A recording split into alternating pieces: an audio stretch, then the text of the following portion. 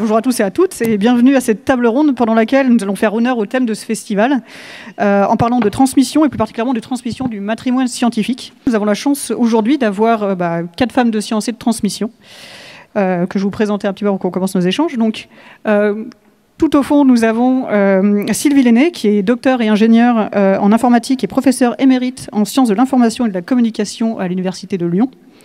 Jean Boulin d'ailleurs. Elle est également auteure de romans et de nouvelles de science-fiction et de fantastique. Et du coup, elle a reçu pas mal de prix, notamment 4 prix René Lenné et 2 grands prix de l'imaginaire.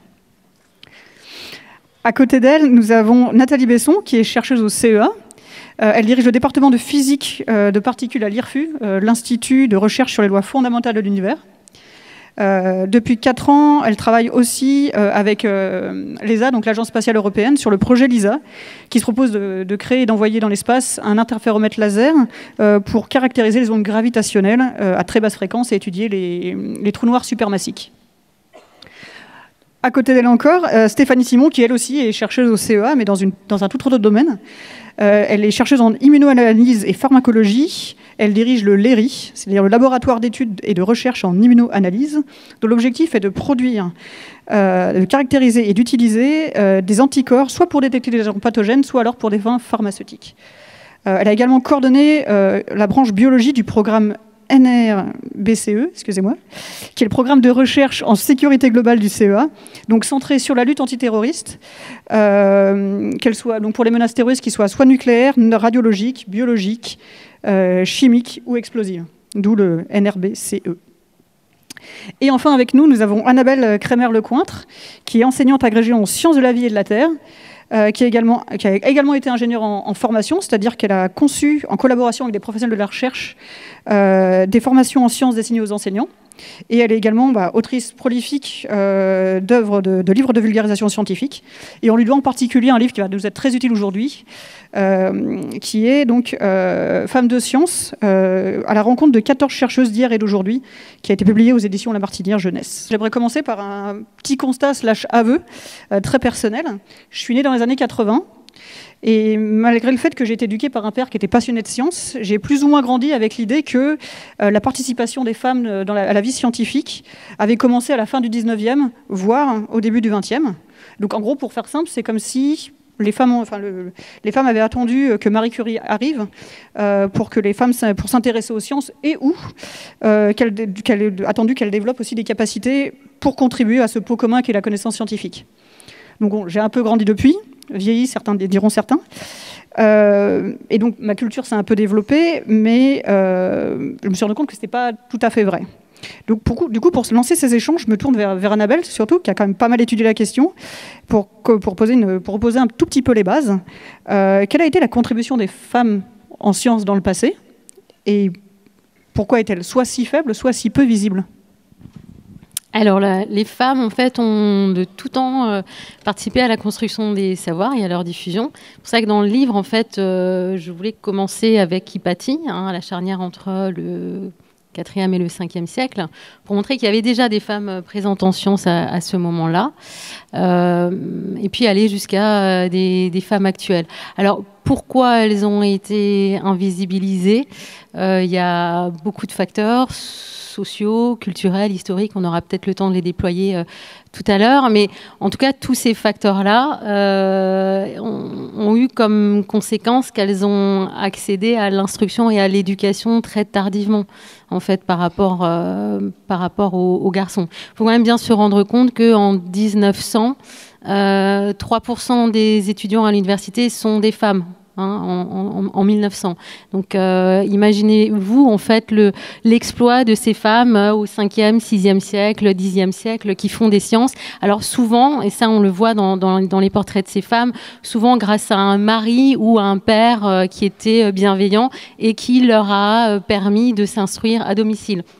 Donc souvent ce sont quand même des filles qui ont la chance d'être instruites dans leur foyer. Mais voilà, s'agissant des facteurs, bien sûr, il y a le patriarcat, on pourrait en parler assez longtemps, mais qui est présent depuis au moins le néolithique et qui a contribué à ce qu'il y ait une répartition sexuée en fait des tâches. Il faut rajouter à ça les interprétations fallacieuses des textes sacrés faites par des hommes pour des hommes. Les interprétations fallacieuses aussi en médecine, depuis l'Antiquité gréco-romaine. Quand on veut chercher alimenter le mythe du sexe faible, on va essayer de regarder au niveau de la biologie, voir si on ne trouve pas un truc un petit peu déconnant chez les femmes par rapport aux hommes. Puis quand on cherche, évidemment, on va trouver, on va dire que l'utérus est un organe débilitant, pathogène, voilà. On va dire que le cerveau des femmes en moyenne est moins volumineux que celui des hommes. Effectivement, il l'est en moyenne puisqu'elles sont aussi moins corpulentes. Mais voyez, on a toujours trouvé en fait dans l'histoire de quoi alimenter ce mythe du sexe faible. Et donc les filles, les femmes ont grandi aussi dans une société où elles valaient moins que les hommes en fait. Et du coup, vous avez abordé le fait que pourquoi est-ce qu'elles étaient moins nombreuses, déjà, clairement. Mais il y a aussi une chose, justement, vous avez parlé d'Hypatie d'Alexandrie. Bizarrement, moi, je connais Galilée. J'ai après découvert l'existence d'Hypatie relativement tard. Donc ça veut dire que le peu de femmes qui arrivaient à, entre guillemets, à faire des sciences, elles ont disparu de nos mémoires. En tout cas, elles sont pas rentrées dans l'espèce d'inconscient collectif qu'on partage. Et on va dire cette surface de culture générale scientifique qu'on a tous plus ou moins reçue à la naissance. Oui, tout à fait. En fait, il y a l'historiographie aussi sélective. Moi, j'ai été confrontée à ce problème quand j'ai essayé de chercher des sources documentaires multiples sur certaines femmes où j'ai été en manque d'informations, mais parce que les historiens et les historiennes ne se sont pas assez penchés sur ces femmes. Et donc, on a assez peu d'éléments, sans parler du fait que certaines femmes ont vraiment disparu des annuaires scientifiques. Il y a eu... Christelle Tarot, qui est historienne, le dit très bien. En fait, il y a un féminicide qui est évidemment explicite. On le connaît. C'est voilà, tous les 2 jours et demi, une femme meurt sous les coups de son conjoint. Mais il y a aussi un féminicide qui est symbolique. C'est l'effacement des femmes en fait dans l'histoire. Et moi, j'ai voulu faire ce livre parce que dans l'enseignement, je suis confrontée à ça. C'est-à-dire que mes élèves, à part Marie Curie, ils ne connaissent aucune femme scientifique. Et quand je faisais une conférence sur un de mes premiers livres qui s'attachait à retracer la vie de Charles Darwin, j'ai une petite fille qui est venue me voir à la fin et qui m'a demandé « Madame, est-ce que chercheuse, ça existe aussi ?» Et là, je me suis dit « Mince, il faut vraiment que je fasse quand même... » Il y a du travail, ouais, exactement. Du coup, ça me permet de transitionner justement sur la suite, mais quelles sont les conséquences de cet effacement ? C'est-à-dire que est-ce que c'est grave ? Ou bien est-ce que c'est encore un truc de féministe, limite, elle nous emmerde, ces bonnes femmes, quoi. Vous avez le droit de me taper.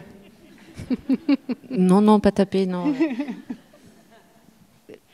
Je sais pas. Alors, en fait, moi, je suis pas historienne des sciences, mais je pense que c'est...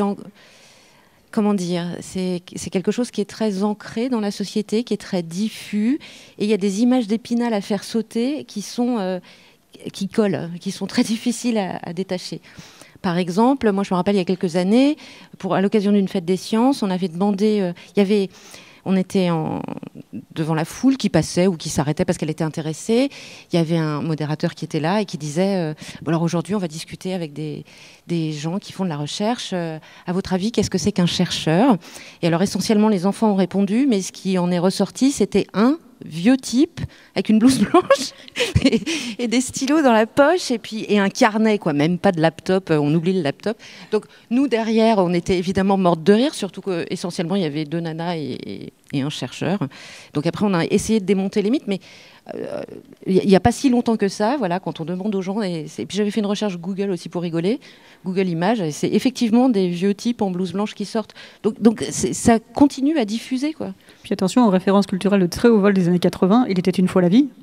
Le vieux sage, c'est un homme barbu.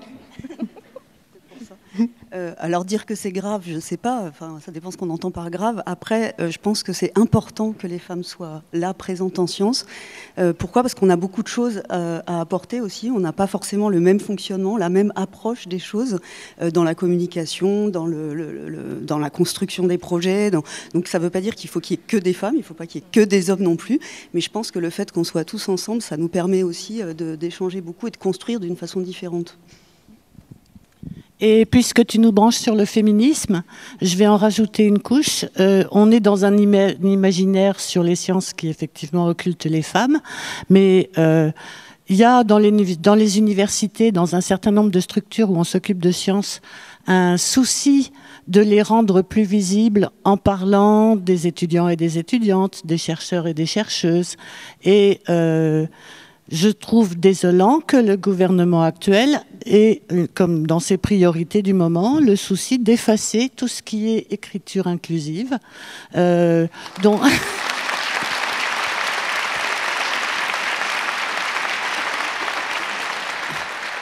écriture inclusive qui ne se résume pas aux points que l'on peut mettre pour construire des formes où tout peut être redécomposé, mais qui nous oblige à faire un effort pour utiliser des termes épicènes.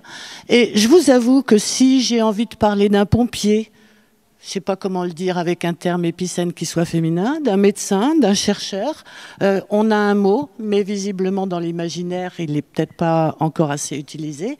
Et je vous écoutais parler du vieux sage. Comment on dit ça au féminin ? La vieille passage. Donc la première étape, c'est peut-être déjà de travailler sur cette vieille idée que le masculin est neutre. D'abord, je trouve étonnant que les hommes s'en accommodent parce que c'est un peu nier leur masculinité que quelquefois ils aimeraient peut-être mettre en avant, pas tout le temps. Mais d'autre part, si le neutre c'est la norme, eh bien nous voilà tout de suite mises en position d'être des exceptions. Et moi, personnellement, en tant que scientifique, j'ai pas l'impression... Enfin, si on me met déjà en position singulière et exceptionnelle parce que je suis une femme avant même que j'ai commencé à travailler, je pense qu'il y a un problème. Et je pense qu'il y a un pendant au biosage, mais ça va pas nous plaire, c'est la grand-mère. Vous savez, les recettes de grand-mère, les solutions de grand-mère, ce genre de choses-là. Les trucs où c'est en mode... Bizarrement, ça fait moins scientifique tout de suite comme image. Oui, puis moi je voulais rebondir sur ce que tu disais, Sylvie, parce que en ce moment c'est toujours la question. Oui, on est en train de féminiser la langue. En fait, on veut juste la démasculiniser. En fait, disons que le terme, par exemple, d'autrice, c'est un terme qui existait avant, médecine, pour parler d'une femme médecin, ça existait. Voilà. Et puis l'Académie française a décidé de mettre un coup d'arrêt à ça, et c'est devenu la loi du masculin qui l'emporte sur le féminin. Mais avant, l'accord ne se faisait pas ainsi, c'était l'accord de proximité et l'accord de majorité qui prévalait. Donc en 1647, on a tout changé, et puis on a dit c'est le masculin qui l'emporte sur le féminin. Mais il faut savoir qu'il y a tout un tas de métiers qui étaient au féminin avant, et donc il faut juste retrouver aussi ces mots-là. Et comme tu disais, les mots épicènes, quand on s'adresse, qui peuvent être aussi bien entendus au masculin qu'au féminin. Et du coup, ce qui est intéressant, c'est que ce que vous dites là en travers, quand même, c'est que toute cette invisibilisation-là, on n'a pas eu encore les conséquences aujourd'hui, c'est encore des mécanismes qui sont présents. Et du coup, moi, j'aimerais savoir justement quelle forme ils prennent dans votre vie de tous les jours de chercheuse, ces mécanismes-là d'invisibilisation. Est-ce que c'est et surtout, est-ce qu'il y a un changement à faire en tant que femme pour s'intégrer dans ce milieu de la recherche masculin? Est-ce que, entre guillemets, on doit sacrifier quelque chose pour faire de la science? Est-ce qu'on doit sacrifier une partie de soi-même? Dans mon quotidien, je dois avouer que j'ai un entourage masculin assez fort, mais avec beaucoup de... je me ressens pas spécifiquement femme parmi tous ces hommes, donc ça c'est un point important. Ça n'a pas toujours été le cas, et ça relève aussi du management, c'est-à-dire qu'il y a des vieux managers qui sont un peu à l'ancienne, très paternalistes au minimum, patriarcales parfois. C'est moins le cas maintenant, je le ressens moins. Après, je dirais que dans la hiérarchie, en particulier au CEA, il y a beaucoup d'efforts qui sont faits pour que les femmes puissent accéder à certains postes à responsabilité. C'est pas encore parfait, mais il y a des efforts qui sont faits, et ça fait partie d'un plan national, si j'ai bien compris. Néanmoins, il y a encore plein de réunions où je me retrouve la seule femme parmi 20 hommes. C'est encore très fréquent. Mais je ressens pas d'invisibilité, en tout cas dans mon entourage. Bon, j'ai un peu le même ressenti, c'est pas de l'invisibilité. Par contre, de temps en temps, on retombe sur quelqu'un qui va nous sortir une petite phrase qui tue, genre je passe ma thèse et un de mes collègues me tape sur l'épaule en me disant c'est bien, maintenant tu vas pouvoir faire des enfants. J'avais un autre programme, dommage, mais voilà, ce genre de réflexion, on se dit bon, il y a encore un tout petit peu de boulot. Mais moi, ce que je voudrais dire, c'est que ça ne vient pas... Donc moi, je suis comme toi, hein, dans un milieu essentiellement masculin, où je ne ressens aucun problème lié au fait qu'il y a des femmes, il y a des hommes, il n'y a pas de différenciation. En revanche, les petites remarques qui tuent de style de celles que je viens de citer ne viennent pas forcément des hommes et pas forcément du travail. Par exemple, dans ma famille, on m'a dit « Tu veux pas faire un vrai métier normal, un métier de femme, quoi ?» Et c'était une femme. Dans le care. Je suis la plus vieille ici. Donc, moi, je suis rentrée dans le milieu dans les années 80. Dans les années 80, bon, dans l'école d'ingénieur où je suis rentrée, on était une femme pour 7. C'était même dans les années 70. Le discours de bienvenue du directeur du département informatique, je l'oublierai jamais, ce discours. C'était « Nous sommes heureux de vous accueillir, surtout vous, messieurs, qui vous préparez à exercer un métier passionnant. Mesdames, nous sommes heureuses de vous avoir avec nous. Vous allez probablement vous marier, épouser quelqu'un qui peut-être fait partie de cette promotion et est à côté de vous actuellement. Mais bon, nous sommes heureux de vous accueillir, même si probablement vous allez avoir bien d'autres choses à faire dans votre vie qu'une carrière professionnelle. » Ça a donné le ton tout de suite. Ça nous a tellement énervé que la majeure de promo cette année-là était ma comanip. Donc, une fille. On en a peu parlé, ça n'a pas trop ému la foule. Alors, juste pour dire d'un point de vue temporel ce que j'ai vu moi, cette époque-là était patriarcale de manière écrasante. Ça s'est un petit peu amélioré au cours des années qui ont suivi. J'ai la triste impression, je ne veux pas être pessimiste, qu'en gros, depuis 2010, on régresse. Je pense qu'on est dans une société en crise et que dans une société en crise, quand on n'est pas en position de pouvoir, eh bien, on est encore un peu plus écrasé. Et je ne vais pas raconter dans le détail, mais nous avons toutes connu ici, les réunions où nous sommes effectivement peu nombreuses, mais on nous écoute poliment, on nous laisse parler, mais c'est comme si ce que nous disions n'avait pas vraiment d'importance. Quand moi j'étais dans des conseils académiques dans les universités, où curieusement, mais ils ne le faisaient pas exprès du tout, le président ne voyait pas quand les femmes levaient la main. Ou alors il fallait qu'elles aient vraiment une personnalité très très déterminée, auquel cas la réputation qui les accompagnait était assez féroce aussi. Donc c'est très difficile au quotidien. Par contre, du coup, ça me pose une question, c'est à qui profite le crime, mais surtout, on parle de patriarcat. Je pense qu'on n'est pas les seuls à être un peu féministes dans la salle, mais c'est tout la question, c'est de dire est-ce que les comportements... C'est dommage qu'on ne voit pas la salle. Moi, j'aimerais savoir s'il y a plus de femmes que d'hommes dans la salle ou si c'est réparti, mais on ne voit rien du tout. Non, ça a l'air d'être à peu près réparti. Ah, c'est bien, c'est bien. Après, on est content qu'il y ait des hommes dans la salle aussi, oui, hein, on vous rassure. Mais tout à fait. On ne va pas vous manger. Mais du coup, la question que je me pose, c'est qu'à la rigueur, à l'heure actuelle, est-ce que justement ces comportements-là, c'est entre guillemets le fruit de quelques vieux machos dinosaures qui vont bientôt disparaître, et Dieu merci, ou bien est-ce que c'est un système et qu'en fait on a quand même un certain nombre de gens qui sont pas activement entre guillemets discriminants, mais qui entre guillemets profitent bien du système. Et pour le coup, j'ai en tête un petit exemple historique. Il doit y avoir, je me suis permis de mettre les prix Nobel de physique, chimie, médecine et quelques médailles Fields en présentation, et notamment celles qui n'ont pas aussi reçu de prix Nobel. Et dans le lot, on a Lise Meitner, qui a très très fortement contribué à la découverte de la fission nucléaire, et qui n'a pas reçu le prix Nobel. Et celui qui l'a reçu, c'est Otto Hahn, qui était a priori un bon gars, alors certes en Allemagne nazie, mais pour le coup pas nazi. Tous les Allemands ne sont pas nazis, monsieur.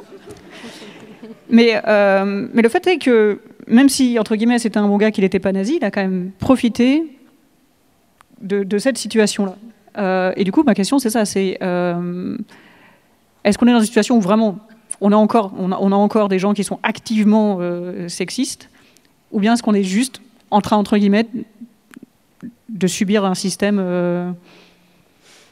Moi, je pense que ça fait des millénaires qu'il y a un système de privilèges qui est en place. Alors, en général, quand justement j'aborde la question de la place des femmes en sciences, et ça déborde très vite la place des femmes dans la société, je rassure tout de suite les hommes qui sont dans la salle ou les adolescents qui sont dans la salle en leur disant mais vous n'êtes pas responsable des privilèges que vous avez hérités en fait depuis plusieurs siècles, même millénaires. Par contre, vous êtes responsable de ce que vous en faites. Donc, c'est un peu ça la question. C'est est-ce que les hommes, les adolescents sont prêts à partager l'espace, la parole, le temps libre, le pouvoir entre guillemets, l'argent, parce que la question des salaires, voilà, on n'est toujours pas à l'égalité. Alors puisqu'on est aux utopiales, disons-le clairement, l'égalité homme-femme, c'est une valeur, mais c'est pas encore une réalité, c'est une utopie. Mais il faut déconstruire tout ce système patriarcal, même si juridiquement il a été aboli. Allez, on va dire, on a les derniers relents juridiques du patriarcat en 70-80, où on commence à dire que voilà les biens dans une famille peuvent être gérés par les deux. Donc bon, là, on est à peu près aux années 1980. Mais il y a encore plein de traces de ça, en fait. Et on est tellement ancré, c'est un système qui est tellement ancré qu'il est intériorisé. Moi, souvent, les jeunes me disent, mais il n'y a pas de problème. Si, il y a un vrai problème, parce que le dernier rapport sur l'égalité homme-femme, qui a été établi là en février 2023 par le Haut Conseil pour l'égalité, montre que le sexisme ne recule pas du tout en France. Au contraire, il est de plus en plus important pour la jeune génération. Les plus touchés, ce sont les 15-24 ans. Ça pose question. Je voudrais juste ajouter qu'on a tous et toutes notre responsabilité là-dedans. C'est-à-dire que les femmes aussi ont leur responsabilité. On a aussi nos biais cognitifs et nos façons d'élever nos enfants et de transmettre. Donc c'est vraiment pas qu'une histoire d'hommes, c'est aussi une question de femmes. Ça, j'ai eu la même réaction que toi, parce que combien de fois, quand je vais voir des élèves, des lycéennes, pour discuter science avec elles, combien de fois elles me disent spontanément « Oh là là, mais perdez pas votre temps, je ne vais rien comprendre, madame, je suis une fille ». Et ce qui est assez rigolo, c'est que dans la phrase, il y a évidemment la contradiction, puisqu'elle me dit « Madame », donc la physicienne est une femme, bravo, mais par contre, moi, fille, je ne vais rien comprendre à ta physique parce que je suis une fille. C'est tragique, c'est-à-dire qu'elle, comme tu dis, c'est intériorisé, c'est même ancré, elle pense spontanément qu'elle n'a pas le cerveau physicien. Horrible. J'aimerais bien donner quelques chiffres parce que je pense que ce dont on discute ici, c'est plus une question de pouvoir qu'une question liée à la science. Et on parle du plafond de verre. La difficulté qu'on a, il me semble, dans cette table ronde, c'est que soit on va vous raconter des anecdotes, et là, vous partagerez un peu notre vécu, mais vous pouvez vous dire, oui, c'est une expérience ponctuelle. Et il y a beaucoup d'hommes avec qui je parle dans des milieux scientifiques qui me disent, oh non, mais moi, j'ai eu des chefs femmes, donc ils sont capables de m'en citer 3. Ils ne citent pas en même temps les 30 hommes qui ont été leurs supérieurs hiérarchiques. Donc, l'anecdote, bon, voilà, est-ce qu'elle est représentative? Et puis après, il y a l'autre manière de prendre le problème, qui est de prendre des chiffres. À l'université, je vais vous dire des chiffres à la louche parce que je ne les ai pas vérifiés récemment, mais en gros, du point de vue des gens qui font une thèse, les doctorants, il doit y avoir à peu près 55% de femmes si on prend toutes les sections confondues, sciences humaines, sciences sociales, enfin tous les aspects de la science. Si on passe au corps des maîtres de conférences, qui est le premier corps titulaire à l'université des enseignants-chercheurs, on a pratiquement la parité, puisqu'on doit avoir à peu près 55% d'hommes et 45% de femmes. Quand on monte au niveau professeur d'université, le grade au-dessus, on descend à, je crois, 70% d'hommes. Et si on regarde ce qui se passe au-dessus dans les présidents d'université et les équipes présidentielles, eh bien, j'ai des chiffres, je ne les ai pas repris complètement, mais en gros, on doit être à une femme sur 6 ou 7. Et plus on monte, moins il y a de femmes. Et pour juste une dernière chose, on a probablement toute l'expérience de participation à des recrutements de collègues. À l'université, c'est des collèges d'experts. Dans les collèges d'experts, on cherche évidemment la personne idéale qui couvrira exactement les sujets qu'on a envie d'approfondir en recherche ou en enseignement. Et inconsciemment, la personne idéale telle qu'on se la représente que ce soit des femmes ou des hommes, ça va spontanément être un homme. On le trouve calme, à l'aise dans sa position d'autorité qu'on entrevoit dans son audition. On l'imagine bien face à un public. Et spontanément, la femme semble moins correspondre à l'espèce de prototype, au chercheur idéal qu'on a en tête. Je pense que notre masculin qui l'emporte sur le féminin a sa place là-dedans. Il y a peut-être aussi d'autres choses. Mais du coup, maintenant qu'on a dit tout ça, qu'on a posé ce problème, qu'est-ce qu'on fait? C'est-à-dire que moi, la première question que j'ai envie de poser, c'est ça, c'est que ce matrimoine scientifique dont on parle depuis le début de la table ronde, quelle forme il prend et qu'est-ce qu'on veut transmettre? Et à qui? C'est-à-dire, quand je dis qu'est-ce qu'on veut transmettre, c'est qu'on est bien d'accord que ce matrimoine-là, c'est pas uniquement de la connaissance scientifique. Déjà parce que la connaissance scientifique n'a pas de sexe, n'a pas de genre. Voilà. Mais qu'est-ce que nous, on veut transmettre justement aux filles, enfin déjà aux filles, aux garçons, à qui? Qu'est-ce qu'on voudrait partager? Qu'est-ce que vous voudriez partager? Moi, je pense qu'il faut que tout le monde s'en empare de cette question. Alors moi, en tant qu'enseignante, il faut évidemment que je veille à distribuer aussi la parole dans la classe, à valoriser aussi les filles qui ont tendance, en moyenne, mais c'est toujours en moyenne, elles sont un petit peu plus passives ou un petit peu plus timides. Mais encore une fois, c'est parce qu'elles ont complètement intériorisé des normes, des stéréotypes de genre, en fait. Donc il faut qu'on distribue la parole. Évidemment qu'il faut qu'on mette ces femmes-là dont on parle dans les manuels scolaires. Hein. Ça commence à venir, mais c'est quand même...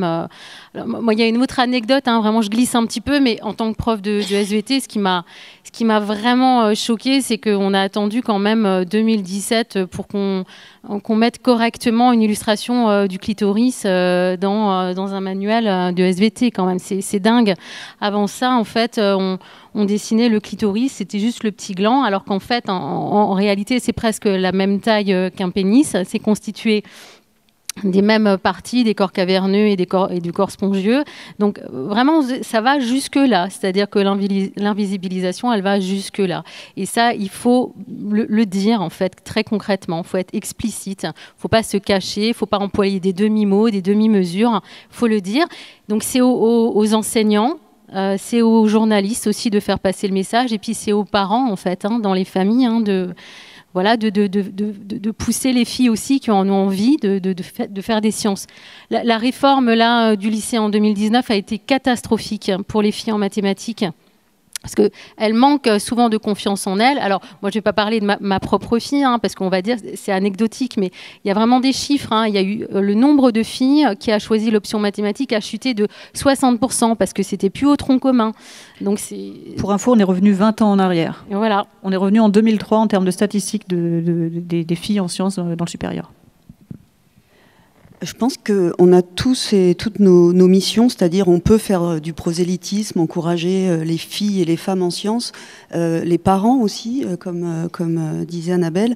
Ce qui est important surtout, c'est de dire qu'on n'a pas de barrière et on n'a pas de limite et on peut tout faire. Et vraiment, il faut le marteler. Je pense qu'il faut que les petites filles prennent confiance en elles.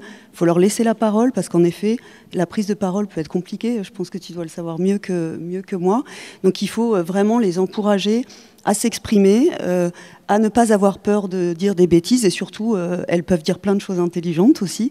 Et donc on a tous notre rôle là-dedans à jouer, je pense. Mais surtout, pas de barrière et si elles ont envie de faire quelque chose, qu'elles le fassent vraiment, il faut qu'elles foncent en fait.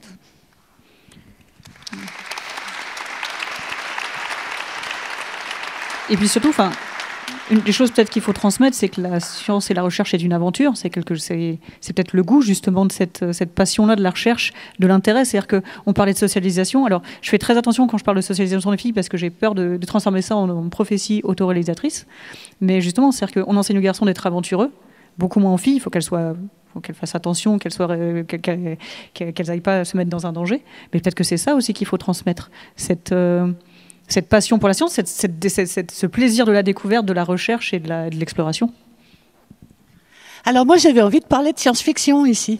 Parce que bon, moi, j'ai découvert la science-fiction très jeune. J'ai adoré ça. Je pense que ma passion pour la science vient en grande partie de la science-fiction. Mais j'ai découvert à l'époque des auteurs comme Isaac Asimov, que j'ai trouvé formidable. Mais il faut quand même dire que si vous connaissez les romans d'Asimov, il n'y a que des hommes dedans. Toutes les scientifiques, les personnages politiques, le pouvoir. Eh ben, on se demande comment cette société se reproduit. Il n'y a pas de femmes, il n'y a pas d'enfants, il n'y a aucun affect.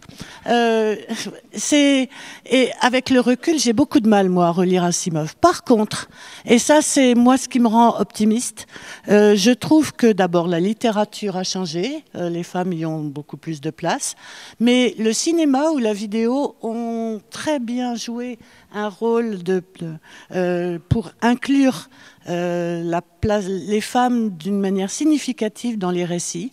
Et si vous avez l'occasion de voir la série Fondation qui passe sur la plateforme Apple TV, Fondation a été repris dans un esprit très proche de celui d'Isaac Asimov, avec la psychohistoire qui permet d'imaginer l'avenir. Mais à part qu'il a repris toute l'histoire en faisant des disciples de Harry Seldon qui sont des scientifiques de haut vol, eh ben, c'est une femme. Et puis c'est une femme noire, tiens, ça tombe bien.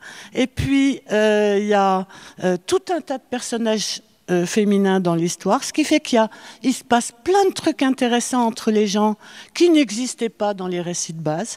Et je pense qu'une fille qui plonge dans ces histoires-là, eh ben, les femmes, tout naturellement, sont des personnages importants. Et c'est quand même très intéressant de développer notre imaginaire de ce point de vue. Bah justement, j'allais te poser la question, en tant qu'autrice, comment est-ce qu'on réinvente nos imaginaires? Parce que, justement, comme le disaient Nathalie et Stéphanie et Annabelle, clairement, on a la première image qu'on voit quand on pense à un scientifique, c'est clairement pas une femme. Comment est-ce qu'on réinvente nos imaginaires? Parce que tu as cité Fondation. Moi, j'avoue que récemment, j'ai lu Vers les étoiles de Mary Robinette Kowal, qui m'a aussi, qui est absolument génial. Il y a aussi For All Mankind, une série, où justement, les deux, c'est marrant, c'est des uchronies.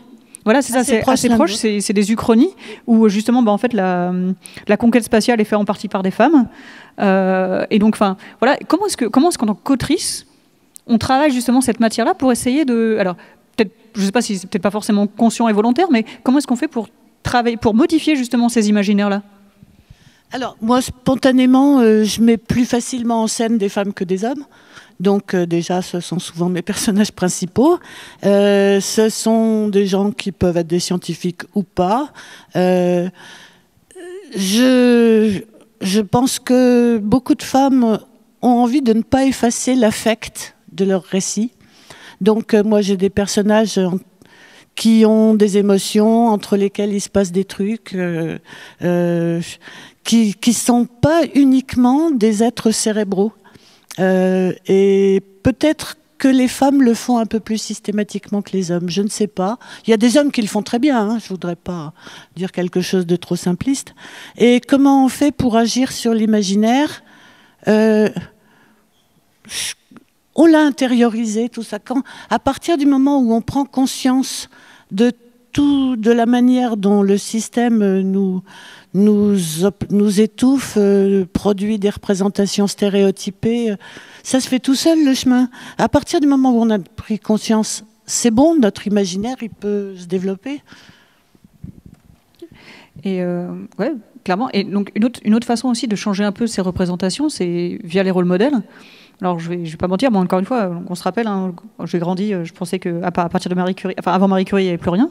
Le problème, c'est que quand tu as une petite fille, on a beau être intéressé par les sciences, Marie Curie, c'est pas un bon rôle modèle. Du coup, comment est-ce qu'on construit des rôles modèles qui soient efficaces? Alors, j'ai pas la réponse parce que je pense que ça va plutôt être vous, mesdames, qui allez les construire. Mais moi, par contre, je suis ravie de vous entendre parler de fiction et de personnages féminins parce que je pense que à ces personnages-là, qui sont des personnages fictifs, les petites filles peuvent s'identifier. Une fois, il y a quelque chose qui m'a frappée. Je découvre, et je vérifie les chiffres, qu'il y a plus de femmes profs de physique et de maths que d'hommes. Et je me dis, bah alors je ne comprends. Oui, c'est plus de 50%. Alors moi, j'ai revérifié les chiffres les plus récents, et c'est. Alors je ne sais plus par contre lequel est le plus grand entre les maths et la physique, mais les deux dépassent les 50%. Et donc je me dis, bah alors je ne comprends pas. C'est-à-dire que toutes les petites filles, elles ont sous le nez des femmes scientifiques en permanence. Néanmoins, elles continuent à s'auto-censurer. Et j'avais discuté avec Elena Pasqualini, qui est une autrice et qui, en l'occurrence, est docteur en sciences cognitives, et qui me dit, mais à un professeur, on ne s'identifie pas. Le professeur, c'est un espèce d'être à part, collé sur son piédestal. Et donc, n'importe quel élève, lui, le prof, c'est pas un être humain. Tu ne t'identifies pas au prof. Il vit dans l'école. Il vit dans l'école. Et l'autre chose, c'est que du coup, ça m'a fait rebondir. Non, mais j'y ai vachement réfléchi, parce que moi aussi, j'enseigne. Et du coup, je me dis, bah, vous avez un exemple. Et j'y ai beaucoup réfléchi aussi. Du coup, je me suis dit, mais est-ce que les modèles type Marie Curie et autres... Mais Marie Curie, quand on réfléchit, c'est une super héroïne. Qui va s'identifier? Moi, je ne suis pas Marie Curie, je ne peux pas m'identifier à Marie Curie. Donc je pense plutôt que... Là, vous me redonnez espoir, parce que je pense que justement, les personnages de fiction, peut-être, on arrive plus à s'identifier et vont peut-être faire plus de bien que Marie Curie, qui est une super héroïne. Ouais, ou même, enfin, je veux dire, on trouve aussi des bons modèles féminins en dehors de Marie Curie, mais d'ailleurs c'est drôle, hein, on parle souvent de Marie Curie, puis on oublie de parler de sa fille, Irène. Hein, d'ailleurs là, je termine un livre, on m'a demandé d'écrire sur Marie Curie, puis j'ai dit non, mais encore, il y a tellement de livres sur Marie Curie, vous voulez pas que je fasse autre chose? Alors bon, finalement j'ai accepté de le faire, et puis j'ai dit ok, je veux bien le faire, mais vous me donnez la possibilité de parler de la mère et de la fille. Et d'ailleurs, je trouvais ce rapport assez fascinant. Elles ont travaillé 15 ans ensemble. On parle de Pierre et de Marie Curie. Marie a travaillé beaucoup avec sa fille, en fait. Donc déjà, en général, ils ne connaissent pas Irène Curie. C'est très drôle. Mais non, dans le livre aussi, justement, je voulais parler de ces femmes qui sont comme toutes les femmes, quoi. Enfin, il y a une généticienne dont je parle, voilà, qui vient de prendre sa retraite il n'y a pas très longtemps. Et c'est intéressant aussi, ça a été intéressant de faire son portrait pour montrer que on peut être chercheuse et puis on peut aussi vouloir avoir une famille. Hein, il se trouve qu'elle a 5 enfants et que ça faisait partie dès le départ de son choix de vie. Bah oui, on peut concilier les deux. Donc montrer aussi que ce sont des femmes comme les autres en fait. Alors on peut peut-être concilier les deux, mais c'est quand même vachement de boulot. Non, et puis il y a des nouvelles. Elle avait un mari qui était au taquet aussi. Oui, c'est ça. Après, c'est l'histoire. Il faut distribuer les tâches. D'équipe après. Il y a aussi très récemment dans les prix Nobel, il y a eu Emmanuelle Charpentier ou Anne Lhuillier encore très récemment, donc des femmes françaises. Donc il faut aussi qu'elles, et je vois sur les réseaux sociaux aussi, elles parlent pour promouvoir ça, les femmes en sciences et tout. Donc ça fait partie aussi de leur rôle d'essayer d'embarquer en fait les plus jeunes filles pour ces matières difficiles, enfin pas difficiles dans l'appréhension, pas difficiles quand on le vit. La biologie, en plus, c'est un cas un peu particulier parce que la biologie, c'est la fille qui a fait de la science, mais pas trop quand même, quoi. Et donc, la bio, il y a beaucoup de filles. Et c'est vrai qu'après, on va sur des sciences plus dures en maths et en physique. Et là, il y en a plus, quoi. Donc, il faut aussi, dans les fictions, promouvoir les femmes chercheurs en maths et en physique pour donner des envies. Il y a Nancy Kress qui le fait très bien. Mais justement, en parlant de différence entre la maths et la physique, juste des petites stats là justement toujours sur les prix Nobel. Ce qui est marrant comme tout, c'est que donc au total, il y a 25 ou 26, selon comment on compte, prix Nobel féminins en physique, chimie, médecine. C'est simple, globalement, il y en a moite-moite physique, chimie d'un côté et médecine de l'autre. C'est-à-dire que clairement, en fait, il y a une vraie... Enfin, les femmes vont principalement en médecine.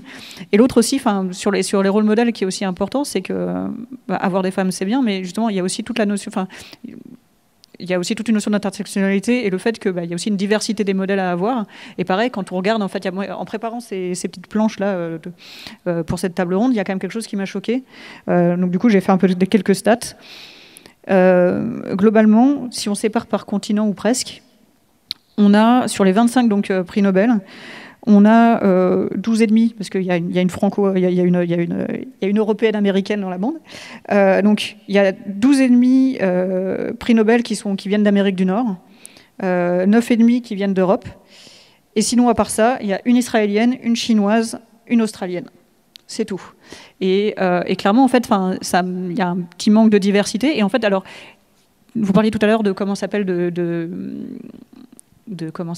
justification, on va dire, économique, sociale, etc., au fait que dans le passé, les femmes n'étaient pas en sciences. Il y en a probablement une partie qui est encore présente aujourd'hui. C'est pour ça que certaines nationalités ne sont pas forcément super représentées. Mais du coup, comment est-ce qu'on fait aussi pour motiver tout le monde, et pas uniquement, entre guillemets, si je suis un peu brutale dans mes propos, les petites filles blanches, à faire des sciences?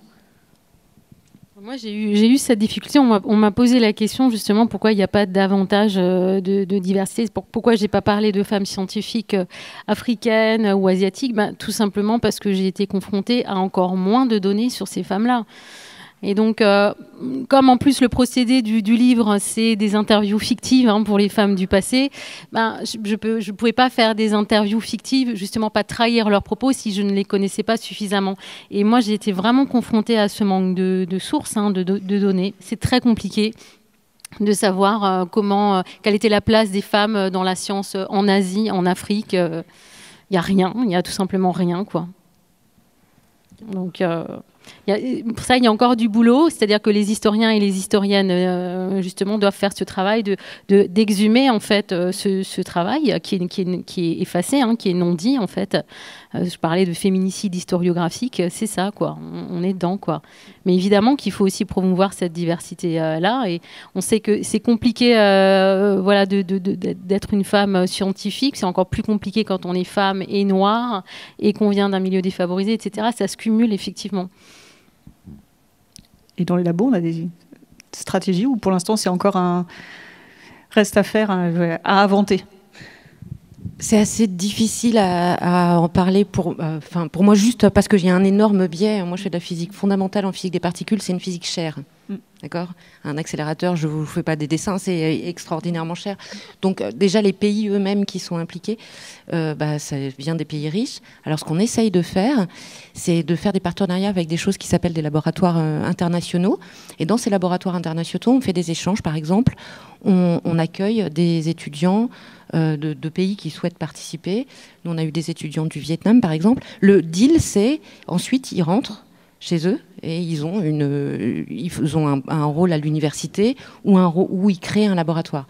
Alors ça n'enlèvera pas le problème que le matériel reste cher et que donc on s'est aperçu que par exemple au Vietnam, c'est l'exemple que je connais le mieux, ils avaient créé effectivement des laboratoires de physique des particules théoriques. Parce que papier crayon c'est plus accessible, enfin là je fais des caricatures mais c'est ça, c'est beaucoup plus accessible qu'un accélérateur. Mais en tout cas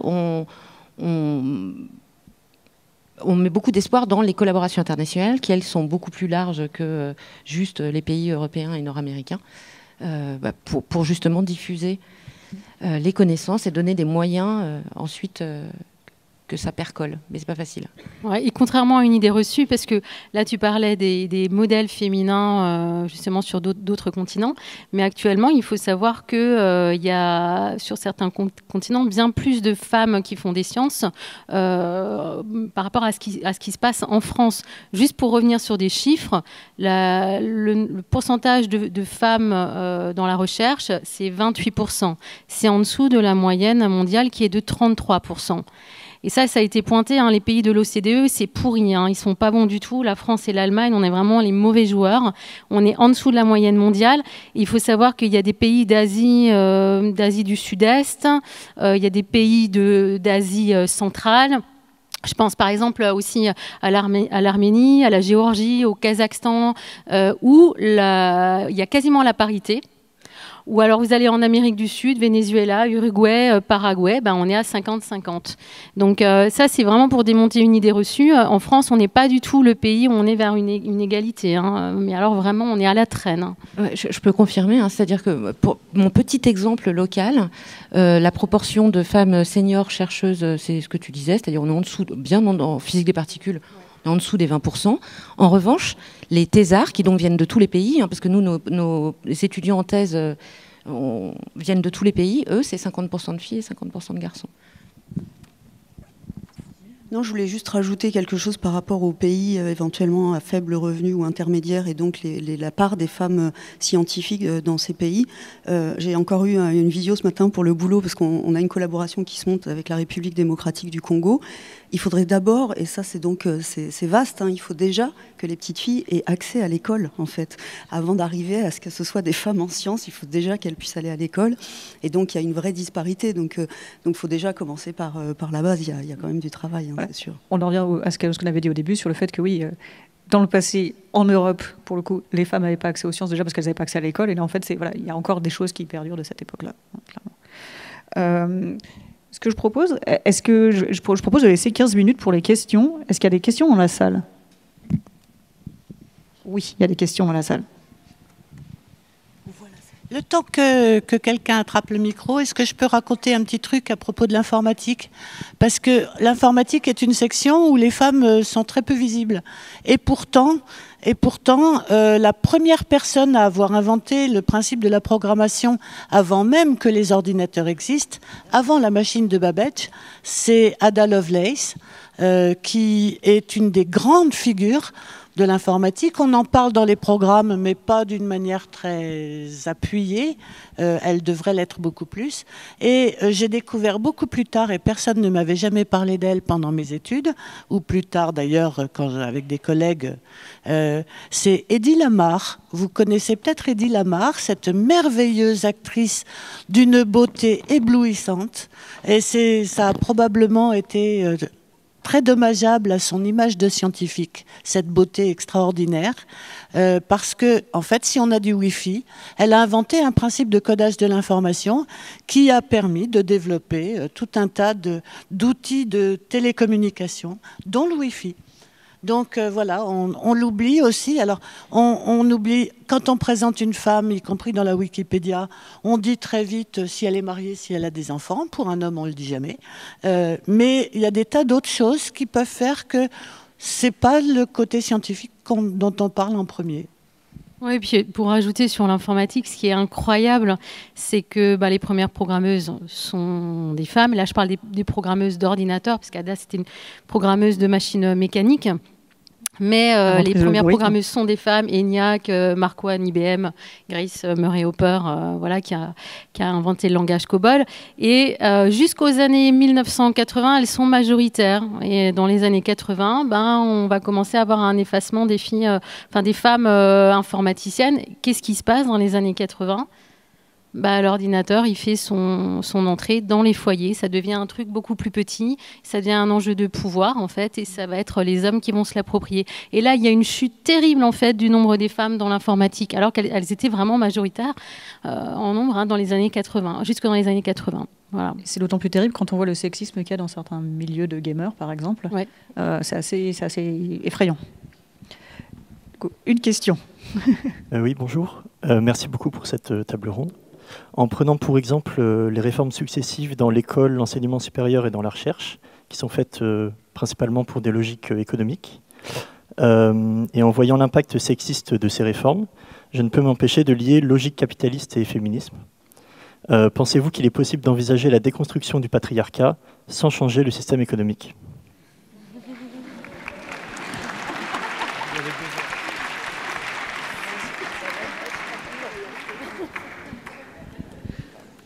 Alors, il y a eu des études qui ont essayé d'associer justement l'inégalité homme-femme à des questions de capitalisme. Alors, on ne va pas dire que le capitalisme est à la base de l'inégalité homme-femme, mais en tout cas, elle l'a renforcée.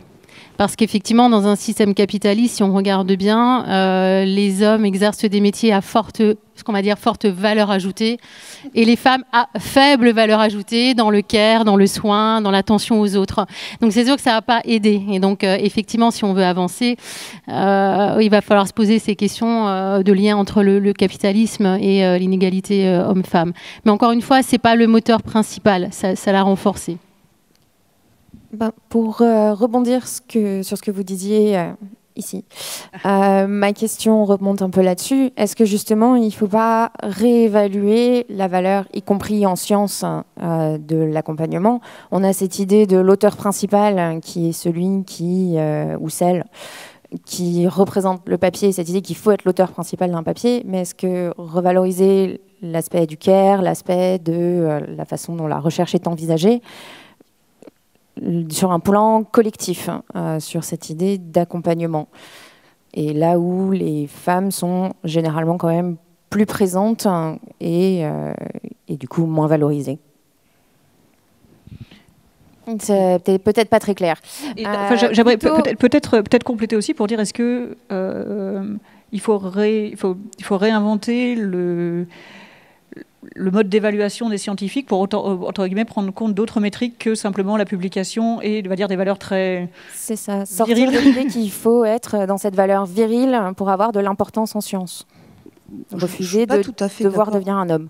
Je ne suis pas tout à fait d'accord avec ça. Dans nos règles de publication, il y a l'auteur principal, c'est vrai, il y a le dernier auteur, il y a plein d'auteurs entre les deux, mais l'auteur principal, c'est pas forcément et plus souvent un homme, en tout cas dans mon labo ou dans mon service. C'est pas le cas du tout, c'est celui qui a mené les recherches ou celle qui a mené les recherches. Donc, et l'évaluation de la science ou des laboratoires et de la production scientifique n'est pas basée, maintenant ça a plutôt pas mal changé, n'est pas basée que sur la publication, loin de là.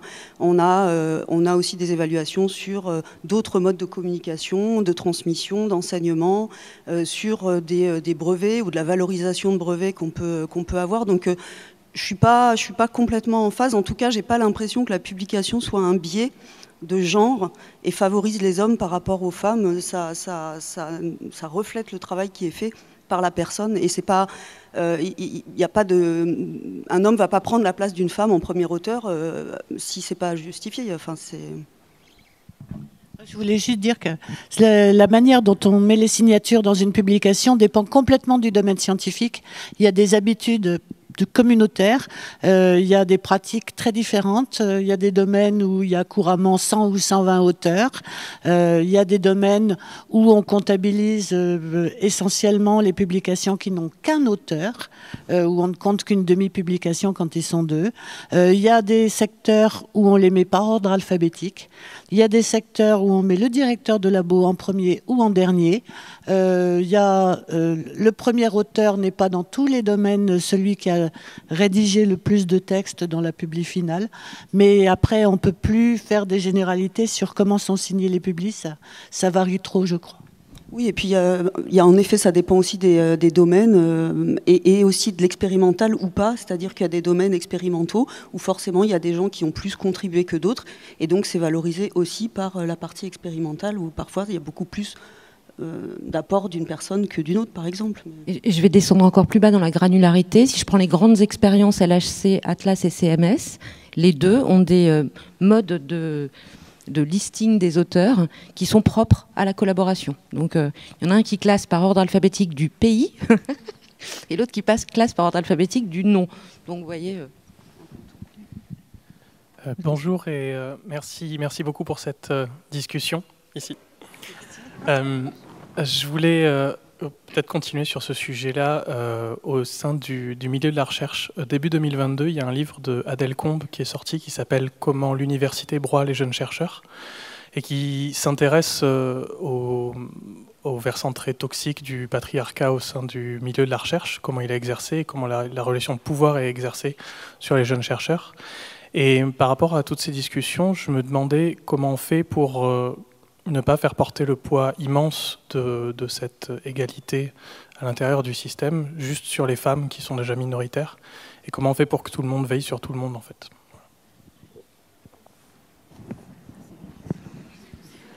« 42 ». On sera tous très contents si on arrive à trouver une réponse. Hein. C'est déjà bien, en tout cas, d'en avoir conscience. C'est le point de départ dans le comment faire. C'est déjà ne pas nier qu'il y a des discriminations et des inégalités. Ne pas nier non plus qu'il y a des privilèges. Donc, c'est déjà une bonne avancée. C'est d'en avoir conscience. Alors, si je peux parler juste, en tout cas, des étudiants ou étudiantes en thèse, il y a maintenant des barrières supplémentaires qui sont mises en place. Il y a des comités de suivi de thèse quand même très réguliers qui n'existaient pas avant. On pouvait faire sa thèse. Enfin, moi, à l'époque où j'ai fait ma thèse, j'avais pas de comité de suivi de thèse. J'ai fait ma thèse sans avoir rencontré quelqu'un pour parler d'éventuels problèmes que j'aurais eus. C'est plus du tout le cas maintenant. Il y a quelques années, il y avait un comité de suivi de thèse sur toute la durée qui était encore pas suffisant. Maintenant, il y en a vraiment un par an et vraiment le comité de suivi de thèse est vraiment là. Je parle pour les étudiants en thèse, je parle pas de l'université en général, mais vraiment là pour justement apporter ces barrières. Il y a des échanges avec le comité de suivi de thèse pour pouvoir identifier des choses de ce type Moi, en tant que manager, ce que je peux vous dire, et en tant que femme manager, je suis évidemment très vigilante à ce que les étudiants en thèse qui sont dans le service soient bien accompagnés, soient pas en risque ou situation de quoi que ce soit, de risque de stress. Voilà, donc c'est vraiment quelque chose, maintenant je pense qu'on est beaucoup plus vigilant, enfin c'est pas le on, c'est le collectif des managers peut-être, en tout cas ceux qui ne le sont pas, il y a quand même des recours maintenant. Bonjour. Oui, excusez-moi. Pendant cette heure, vous avez parlé d'informatique et vous avez parlé de la réforme du bac qui a évolué en 2019. Moi, je suis un futur professeur d'informatique au lycée et dans notre programme, dans le bulletin officiel, il y a marqué qu'on doit parler de l'histoire de l'informatique et notamment des chercheuses qu'il ne faut pas invisibiliser. On parlait d'Ada Lovelace, mais il y en a plein qui sont dans le milieu. Est-ce que vous pensez que c'est quelque chose qu'il faudrait généraliser aux autres sciences en généralité, notamment en maths, en physique, en biologie, pour montrer l'importance de ces chercheuses qui ont été importantes. Et je voudrais aller même un petit peu plus loin. Est-ce qu'il faudrait mettre en avant aussi des chercheuses transgenres ou du milieu un peu plus du milieu qu'on cache aujourd'hui dans la science, parce que c'est déjà un sujet de société en soi, mais c'est en plus un sujet dans les sciences qu'il faudrait aborder pour une meilleure égalité. C'est dans toutes les disciplines scientifiques qui sont enseignées en collège, en lycée, c'est vers ça qu'on va, hein, clairement. Vous destinez à l'informatique, mais le monde enseignant en général est sensibilisé à cette problématique et effectivement parler des femmes dans toutes les disciplines, mathématiques, physique, biologie, etc. et de la diversité, ça fait partie des missions que l'on a. Et on a de plus en plus d'ailleurs, on est de plus en plus encouragé à faire venir justement des chercheuses. Et encore, je dis des chercheuses, mais moi j'aime bien élargir en fait, c'est-à-dire aussi des techniciennes ou des ingénieurs de recherche, enfin voilà, une diversité de métiers autour de la science, à faire venir ces femmes dans les établissements et à encourager les filles. Voilà, là on est au premier trimestre de l'année, on a déjà 2 actions sur Osons la science, enfin Elles osent, hein, etc., et qui sont destinées aux filles, donc dans toutes les disciplines scientifiques. Et notamment, il y a une journée Elle bouge le 7 décembre. C'est dans ce cadre-là, effectivement, mon établissement est déjà partenaire avec cette association. Donc ça bouge pas mal dans les établissements, mais surtout collège et puis lycée. Ouais. Je trouve ça très bien qu'on dise un mot à propos du LGBT+. Et malheureusement, dans l'informatique, on parle habituellement d'Alan Turing à ce sujet-là. Et Alan Turing qui a quand même souffert pour de multiples raisons du fait que ses travaux sont restés confidentiels parce qu'ils étaient liés à la sécurité, à la défense du pays. Et puis, sa fin tragique qui fait qu'il a payé très cher son homosexualité. De manière générale, je trouve que c'est des affaires personnelles qu'on n'a pas forcément besoin d'en parler. Mais malheureusement, la seule référence claire qu'on ait sur des positionnements non standards, c'est lui, et c'est tragique. Ça peut susciter des débats aussi, le fait de parler de sa vie. Et donc, on va prendre une dernière question. Bonjour, merci beaucoup pour cette conférence.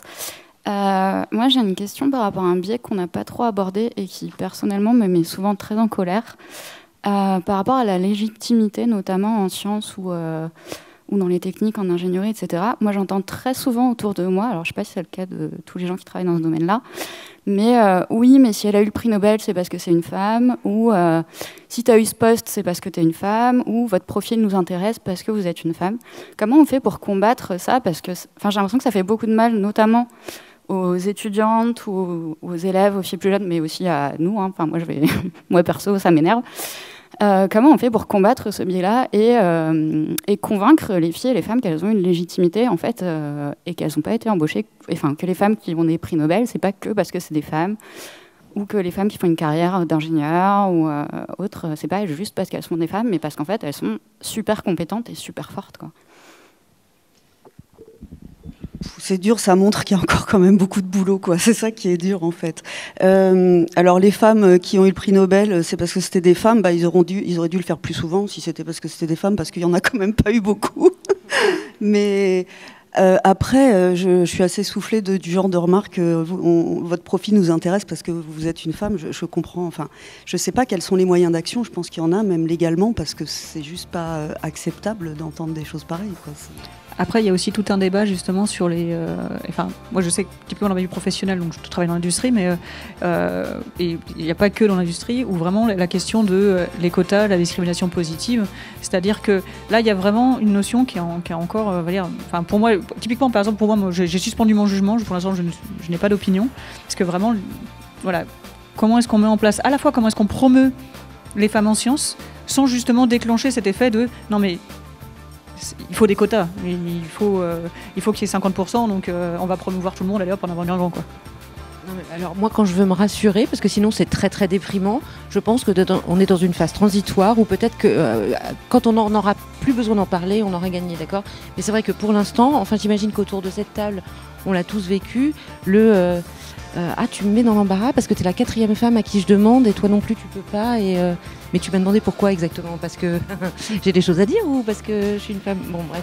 Donc on l'a tous vécu. Et ces histoires de quotas, c'est délicat parce que justement, comme on est peu, eh ben, on est sursollicité, donc on ne peut pas répondre à tout, donc blablabla. C'est un cercle vicieux. Mais peut-être que les quotas qui pour l'instant sont du coup un peu mal vécus, peut-être qu'in fine, une fois que ce sera établi, on n'aura plus à en souffrir, quoi. C'est un mauvais moment à passer. Voilà. Contrairement à cette table ronde qui, pour le coup, était plutôt un bon moment. Donc, je pense qu'on peut remercier et applaudir nos intervenantes. Je rappelle que Sylvie Lenné et Annabelle Crémer-Lecointe seront en dédicace demain après-midi à 14h45, il me semble. Que vous pouvez retrouver nos deux chercheuses sur le stand du CA, qui a une superbe animation justement sur les femmes en sciences, donc c'est totalement adapté. Et en plus, voilà, vous aurez plein d'exemples de modèles divers et variés de femmes chercheuses. Bon après-midi à tous. Merci à toutes et tous.